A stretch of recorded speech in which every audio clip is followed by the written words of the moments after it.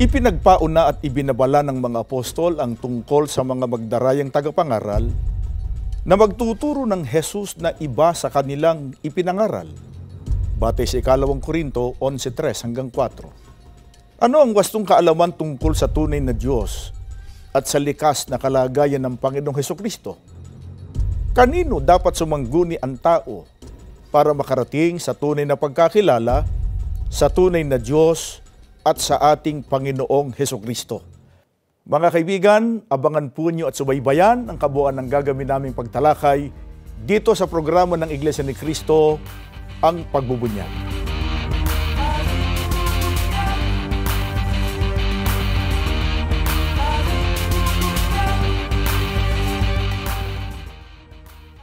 Mga mahal po naming mga kaibigan, mga taga-subaybay, welcome pong muli sa programang ito ng Iglesia ni Cristo, ang Pagbubunyag. Sa pagkakataong ito ay atin pong pag-uukulan ng masinsing pagtalakay ang tungkol po sa tunay na Diyos at maging sa tunay na kalikasan ng ating Panginoong Hesukristo.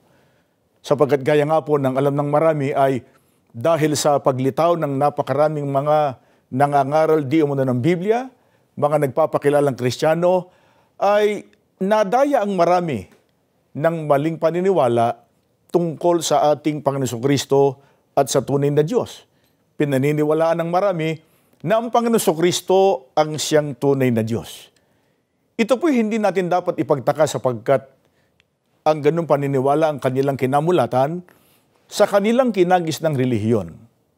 Mga kaibigan, ang paniniwalang ang Panginoong Hesukristo ang siya ring tunay na Diyos ay hindi lamang po wala sa Biblia, kundi ito ay salungat, labag sa pagtuturo ng mga banal na kasulatan.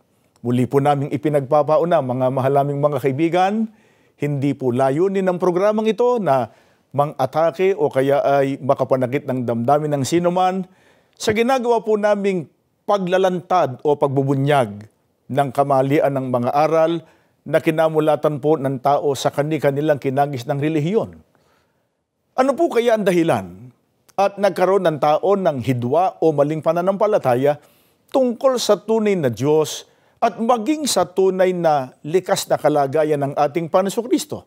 At bakit kaya nakadadaya ang mga ganung tagapangaral?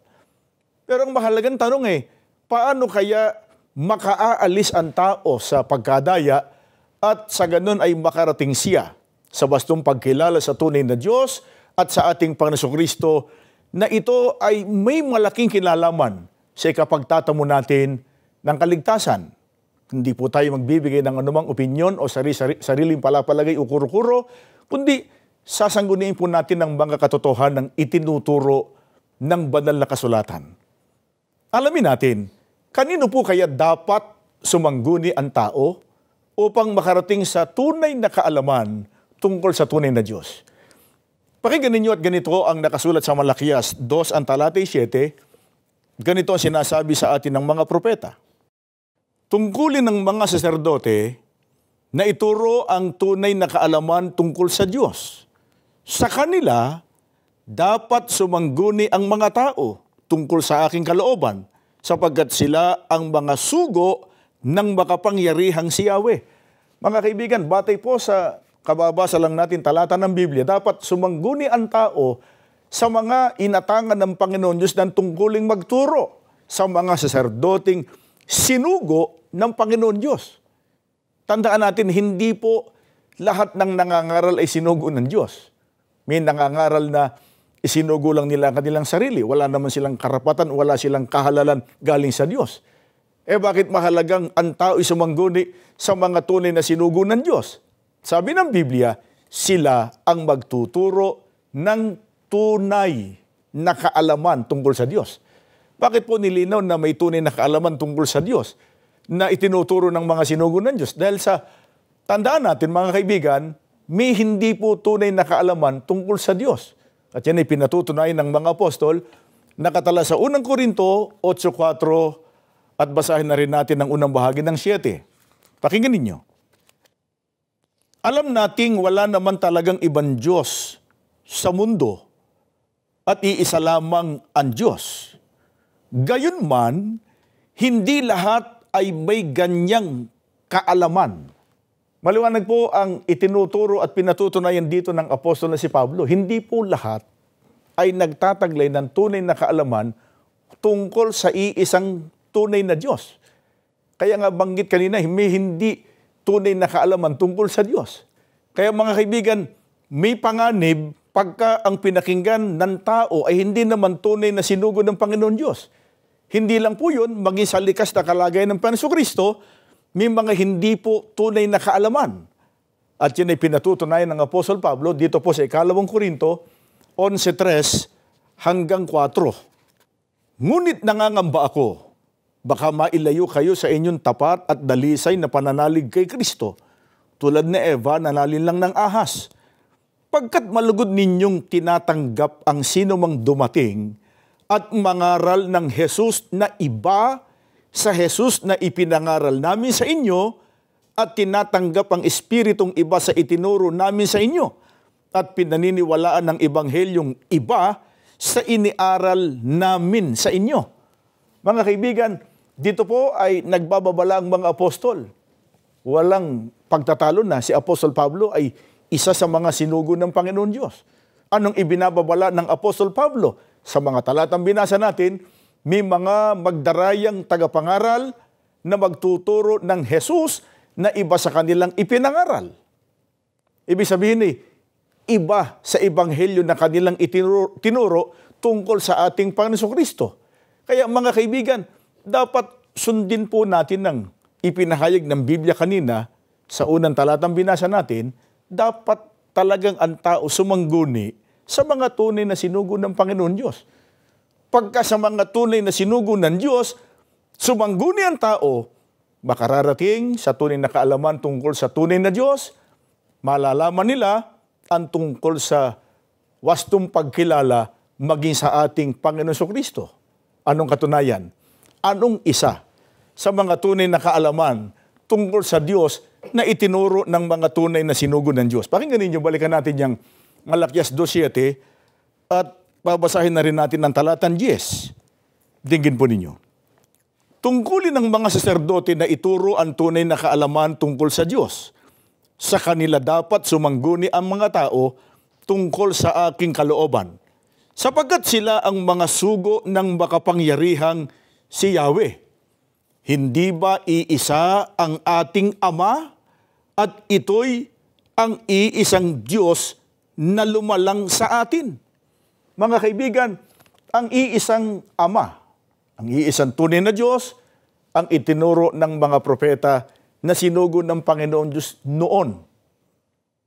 Malalaman yan, mauunawaan niyang katotohanan yan sa mga tunay na sinugo ng Diyos. Kaya nga po, mga mahal naming mga televiewers, mga kaibigan, sinasamantala po namin ang pagkakatong ito. Kailangan pong mag-ukol tayo ng isang malalim na pagsusuri sa mga aral na itinataguyod sa inyong relihiyon. Tanggapin natin o hindi, may malaking panganib na naghihintay pagka ang tao'y namalagi sa hidwang pananampalataya sapagkat pagka nagkaganon, hindi po tayo maliligtas. Kaya mga kaibigan, itanong po natin sa Biblia. Itanong natin sa pinakadakilang sugo ng Panginoon Diyos sa lahat ng panahon. Ilan ang tunay na Diyos na dapat kilalanin ng tao at gaano kahalagang ang tao'y makarating sa wastong pagkakilalang ito? Pakinggan ninyo, nakasulat dito po sa Juan 17:1 at 3. Ganito ang itinuturo ng ating Panginoong Hesukristo. Dingin po ninyo. Ang mga bagay na ito ay sinalita ni Jesus at sa pagtingala ng kanyang mga mata sa langit ay sinabi niya, Ama, dumating na ang oras, luwalhatiin mo ang iyong anak upang ikaw ay luwalhatiin ng anak. At ito ang buhay na walang hanggan, na ikaw ay makilala nila na iisang Diyos na tunay. At siyang iyong sinugo sa makatwid-bagay, si Hesukristo. Mga kaibigan, napakalino po ng pagtuturo ng ating Panginoon Kristo sa mga talatang binasa natin. Hindi po nabago ang pagtuturo ng mga propeta na iisa lamang ang tunay na Diyos.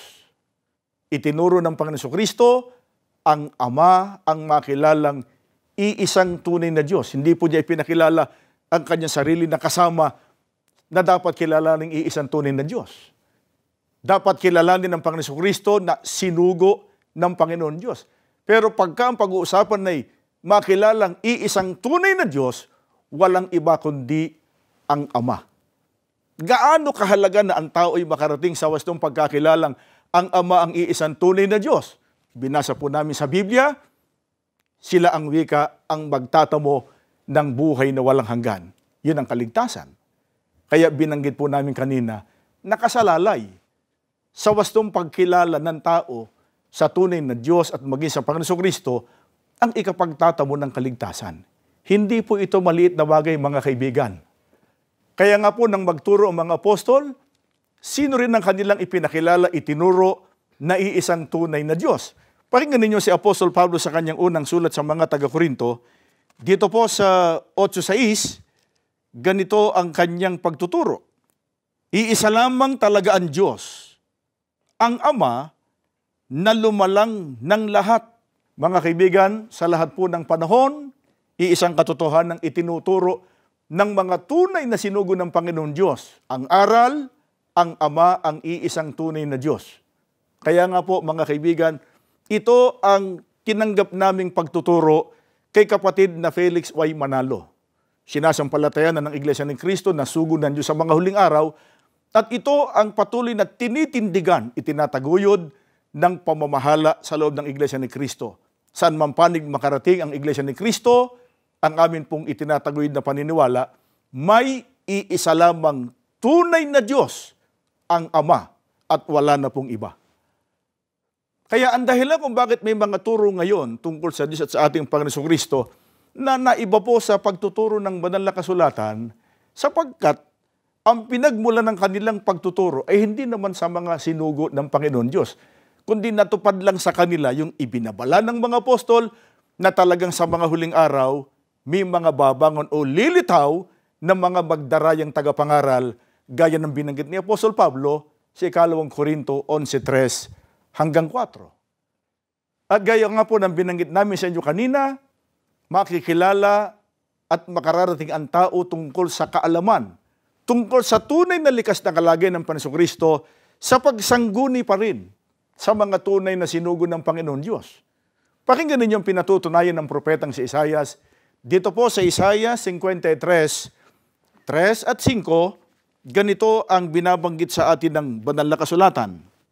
Siya'y hinamak at itinakwil ng mga tao, isang taong sa kapanglawan at bihasa sa karamdaman. Ngunit siya'y nasugatan dahil sa ating mga pagsalangsang. Siya'y nabugbog dahil sa ating mga kasamaan. Ang parusa ng tungkol sa ating kapayapaan ay nasa Kanya, at sa pamamagitan ng Kanyang mga latay ay nagsigaling tayo. Mga kaibigan, ang hinulaan dito ng propetang si Isaias ay taong bihasa sa karamdaman at kapanglawan na siyang nagbata dahil sa kasalanan ng tao ay wala pong iba, kundi ang Panginoon Kristo gaya ng pinatutunayan ng mga apostol sa 1 Pedro 2:24. Mga kaibigan, ang susunod pong talatang babasahin namin sa inyo ay isang matibay na katunayan na ang aral na ang Panginoon Kristo ay tao, ang siyang tunay na kaalaman tungkol sa Kanya. Pakinggan ninyo, nakatala dito po sa Juan 8:40, ganito ang pahayag mismo ng ating Panginoon Kristo. Datapwat ngayoy pinagsisikapan ninyo akong patayin, na taong sa inyo'y nagsaysay ng katotohanan na aking narinig sa Diyos. Mga kaibigan, sa talatang ito ay hindi po ba't napakaliwanag na itinuro ng ating Panginoon Kristo, hindi lamang yung katotohanan ng siya'y tao sa kanyang likas na kalagayan, kundi pati ng katotohanan ng iba siya sa tunay na Diyos. Itinuro ng ating Panginoon Kristo, siya, taong nagsaysay ng katotohanan na kanyang narinig sa Diyos. Doon pa lang mga kaibigan ano po ang napakahalagang dapat nating mapansin? Iba po yung nakarinig kaysa ron sa napakinggan. Ang nakarinig ng katotohanan ay ang ating Panginoon Kristo at narinig niya yon sa ating Panginoon Diyos. Mga kaibigan, ang tunay pong kaalaman tungkol sa tunay na likas na kalagayan ng ating Panginoon Kristo na siya ay tao ang siyang pinatutunayan ng mga apostol. Gaya po ng nakasulat sa Mateo 1:18, pinatutunayang ang Panginoong Kristo ay ipinagdalang tao ni Maria ng kanyang ina. Pinatutunayan din ng Apostol Pedro sa Gawa 2:22 na siya ay taong pinatunayan ng Diyos sa pamamagitan ng himala at mga kababalaghan. Itinuro din at binigyan diin ng Apostol Pablo sa unang Timoteo 2:5 na ang Panginoong Kristo ang isang tagapamagitan sa Diyos at sa mga tao, ang taong si Kristo Jesus. Kaya mga kaibigan, sana po ay patuloy kayo sumusubaybay sa programang ito ng Iglesia ni Cristo. Sa tinatalakay natin ay napatutunayan alinmang pagtuturo na iba sa itinuturo ng Biblia tungkol sa ating Panginoong Kristo, dapat po nating itakwil. Sapagkat tandaan natin ang ibinabala ng mga apostol na meron talagang magdarayang mga ngaral na magtuturo sa panahon natin, pero ituturo ibang Jesus. Itinuro at binigyan din ng mga apostol ang Panginoong Kristo ay tao sa kanyang likas na kalagayan. May magtuturo naman na ang Panginoong Kristo raw ay Diyos sa kanyang likas na kalagayan. Mga kaibigan, huwag sana tayong pumayag na manatili sa anumang uri ng paniniwala ng pagkadaya. Diyan lang po kayo mga kaibigan, magbabalik pa po ang programang ito. Mga kaibigan, kayo po'y patuloy na sumusubaybay sa programang ito ng Iglesia ni Cristo, ang Pagbubunyag. Napakahalaga po ng tinatalakay natin sa pagkakatong ito. Gaya po ng nabanggit sa unang bahagi, napakahalaga po na ang tao ay sumangguni. Ang pakinggan niya, paniwalaan niya, sampalatayanan niya, ay ang mga aral ng Panginoon Diyos na itinuturo ng mga tunay na sinugo ng Panginoon Diyos. Makikilala ang tunay na sinugo ng Panginoon Diyos sa kanilang turo. Ang itinuturo nila ay pawang mga dalisay na aral ng Biblia, walang dagdag, walang bawas, hindi sa pamamagitan ng opinyon o kaya ng palapalagay ukuro-kuro. Dalisay na aral ng Diyos kung ano ang nakasulat sa Biblia. Tandaan natin mga kaibigan kung gaano kabigat na ang tao ay madaya ng mga bulaang tagapangaral. Hindi po ito dapat ipagwalambahala ng sino man. Ang nakasalalay dito ay ang ating kaluluwa at ang kaligtasan natin pagdating ng araw ng paghuhukom. Kaya kung yung iba ay maselan halimbawa sa pagpili ng kanilang kaibigan, yung iba ay maselan sa kanilang kinakain, maselan sa pagpili ng kanilang kakasamayan sa buhay, maingat sila. Pero, tandaan natin mga kaibigan, lalong dapat tayong maging maingat sa pagpili ng ating pakikinggan, ng ating paniniwalaan, sapagkat, gaya nga po ng binanggit namin, pagka ang tinanggap natin, pangangaral ng mga magdarayang tagapangaral, mga hindi tunay na sinugo ng Diyos, dadalhin po tayo sa kapahamakan. Kailangan po na tunay na sugo ng Diyos ang ating mapakinggan. Ng Iglesia ni Cristo po sa mga huling araw na ito na naglilingkod po sa inyo, sumasampalataya na ang kapatid na Felix Y. Manalo ang sinugo ng Panginoon Diyos sa mga huling araw na ito. Sapagkat kung ano ang itinuturo ng Biblia, siya niyang itinuro. Walang dagdag, walang bawas. Itinuro niya, tinindigan niya kung ano kasang-ayon ng pagtuturo ng Biblia. Sukdo lang siya'y usigin, upatan, inaglahi, pero buong giting niyang ipinalagan na patinindigan, iisa lamang ang tunay na Diyos, ang Ama. At bagamat maraming katangian, kadakilaan, karangalan, ipinagkaloob ang Panginoon Diyos sa ating Panginoon Kristo ay tinitindigan ng Iglesia ni Kristong ito. Ang Panginoon Kristo ay tao sa kanyang likas na kalagayan. Pero gaya nga po ng alam natin mga kaibigan, may mga taong hanggang ngayon ay ipinipilit na papaniwalain ng tao na ang Panginoon Kristo raw, tinatanggap naman nilang taong totoo. Pero naniniwala sila, taong totoo na, Diyos pang totoo rin. Alalaong bagay, may dalawang likas na kalagayan o dual nature ang ating Panginoon Kristo. Kalagayang tao, kalagayang Diyos. Gaya nga po ng malimit naming sinasabi sa inyo, hindi po namin sariling salita, binabasa po namin sa Biblia, ang itinuturo ng Iglesia ni Cristo, ang Panginoon Kristo ay tao sa kanyang likas na kalagayan. Bakit po? Sapagkat pagka tinanggap natin na ang Panginoon Kristo tao na, Diyos pa, lalabag po yun sa Biblia. Ano pong katunayan? Pumapayag po ba ang Panginoon Diyos ang tao? Tao na, Diyos pa. Pakinggan ninyo ang nakatala dito po sa Ezekiel 28:2. Ganito ang itinuturo sa atin ng banal na kasulatan. Anak ng tao, sabihin mo sa prinsipe sa Tiro, ganito ang sabi ng Panginoon Diyos. Sapagkat ang iyong puso ay nagmataas at iyong sinabi, ako'y Diyos, ako'y nauupo sa upuan ng Diyos sa gitna ng mga dagat. Gayon man ikaw ay tao at hindi Diyos. Bagaman iyong inilagak ang iyong puso na parang puso ng Diyos. Dito po mga kaibigan ay pinatutunayan ng Panginoon Diyos sa pamamagitan ng Biblia na ang tao hindi po Diyos. Uulitin namin ang binanggit po ng Biblia. Ang sabi ng Panginoon Diyos tungkol sa tao, gayon man ikaw ay tao at hindi Diyos. Kaya nang ituro ng ating Panginoon Kristo, siya, tao sa kanyang likas na kalagayan, sapat na katunayan yun. Hindi siya Diyos. Sapagkat ang tao ay hindi Diyos. Baka naman ang Panginoon Diyos, pumapayag na siya na Diyos na ay tao pa. Pakinggan natin na nakatala dito po sa Oseas 11:9. Ganito ang sinasabi ng Biblia. Hindi ko isasagawa ang kabangisan ng aking galit. Hindi ako babalik upang ipahamak ang Ephraim. Sapagkat ako'y Diyos at hindi tao. Kung paanong maliwanag na sinabi ng Panginoon Diyos na ang tao ay hindi Diyos, maliwanag din na sinabi ng Panginoon Diyos, siya ay Diyos at hindi tao.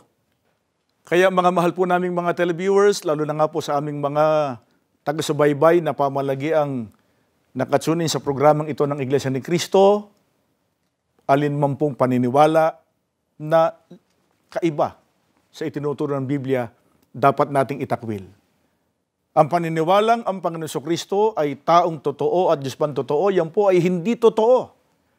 Yan ay kasinungalingang ipinalaganap ng mga magdarayang tagapangaral na dapat na po nating iwan, dapat po nating itakwil. Ipinalalaga na po ng Iglesia ni Cristo kung ano nakasulat sa Biblia. Mga kaibigan, dito po namin kayo nais makasama. Sa wastong pagkilala kung sino ang tunay na Diyos, sapagkat may kinalaman ito sa ikapagtatamo ng buhay na walang hanggan o ng kaligtasan pagdating ng araw ng paghukom. Sa wastong pagkakilala sa ating Panginoon Kristo, sapagkat iyon ang itinuturo ng banal na kasulatan. Mga kaibigan, tandaan po natin, ibig ng ating Panginoon Diyos, lahat ng tao ay maligtas. Subalit ang kaligtasan ay makararating po sa tao pagka tinanggap niyang katotohanan na itinuturo ng banal na kasulatan. Itinuturo ng mga tunay na sinugo ng ating Panginoon Diyos. Mga mahal po naming mga taga-subaybay, patuloy po naming hangad na ang tinalaki natin sa pagkakataong ito ay nakatulong po sa inyong ginagawang mga pagsusuri para tayo ay makarating sa wastong pagkakilala sa tunay na Diyos at sa ating Panginoon Kristo at magawa natin ang tamang paraan ng paglilingkod.